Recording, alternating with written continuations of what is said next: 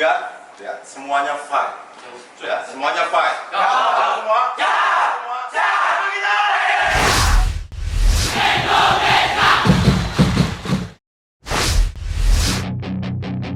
Timnas U17 Malaysia jadi tolak ukur. Bima Sakti optimis permalukan UEA. Jelang menghadapi UEA di laga kedua kualifikasi Piala Asia U17, Timnas U17 Indonesia mendapatkan sedikit keuntungan. Selain kepercayaan diri yang tengah meningkat, Timnas U17 Malaysia pun bisa menjadi tolak ukur. Sebagai informasi, Timnas U17 Indonesia saat ini menempati posisi 2 grup B dengan 3 angka hasil dari 1 laga. Namun jika berkaca kepada hasil yang didapat UEA di laga perdana, skuad Garuda Asia diprediksi dapat menjungkalkan UEA. Alasan pertama, yakni UEA hanya menang 9-0 atas Guam. Di sisi lain, Timnas Indonesia U17 menghabisi Guam dengan skor 1 lusin lebih, yakni 14-0. Kemudian UEA menang 4-3 atas Palestina. Sebelumnya, Palestina menjadi bulan-bulanan Malaysia karena kalah dengan skor 4-0. Hal tersebut menunjukkan level kualitas UEA belum tentu lebih baik ketimbang Timnas Malaysia U17. Di sisi lain, Timnas Indonesia U17 sudah menunjukkan mereka lebih baik ketimbang Malaysia di Piala AFF U16 beberapa waktu lalu, di mana pasukan Bima Sakti berhasil menjadi kampiun, sedangkan skuad muda Harimau Malaya gagal lolos ke babak semifinal. Meskipun begitu, pelatih Timnas Indonesia U17 Bima Sakti sudah mewaspadai berbagai kelebihan yang dimiliki oleh UEA. Ex-asisten pelatih Luis Milla itu meminta Muhammad Iqbal dan kawan-kawan tidak membuat pelanggaran di area kotak penalti. Pasalnya, pemain-pemain asal Asia Barat biasanya piawai memanfaatkan set piece menjadi gol lantaran mengandalkan postur tubuh.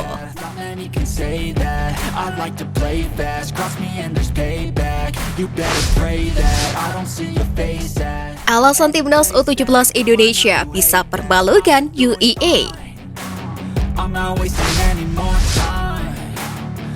Pertama, faktor kebugaran. Seperti yang diketahui, UEA telah bermain 2 kali, sedangkan Timnas Indonesia baru melakoni 1 pertandingan di grup B. Di pertandingan sebelumnya, UEA U17 dipaksa bekerja keras sebelum akhirnya meraih kemenangan tipis 4-3 atas Palestina. Kondisi ini tentu bisa mempengaruhi kebugaran para pemain UEA. Praktis, UEA punya waktu istirahat yang lebih sedikit dari Timnas Indonesia, meski mereka sama-sama baru bermain pada Senin kemarin.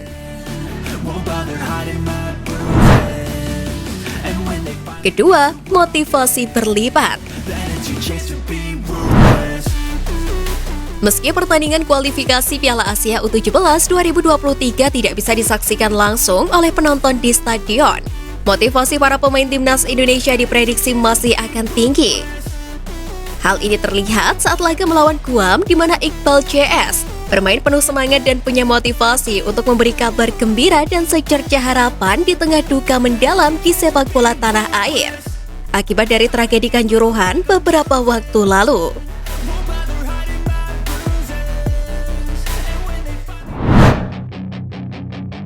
Ketiga, memiliki tren positif.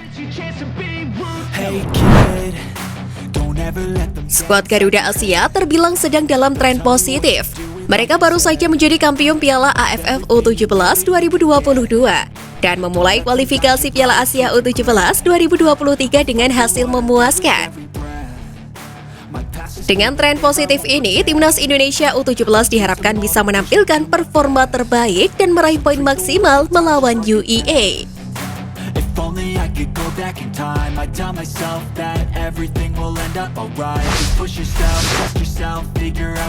Singgung Sintayong, pengamat Vietnam, yakin Indonesia tak disangsi FIFA.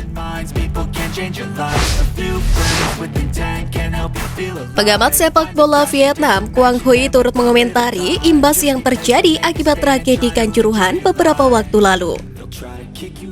Dilansir dari Soha.vn, Quang Huy menilai Indonesia tidak mungkin mendapatkan sanksi berat. karena FIFA biasanya hanya memberikan hukuman itu karena alasan politik.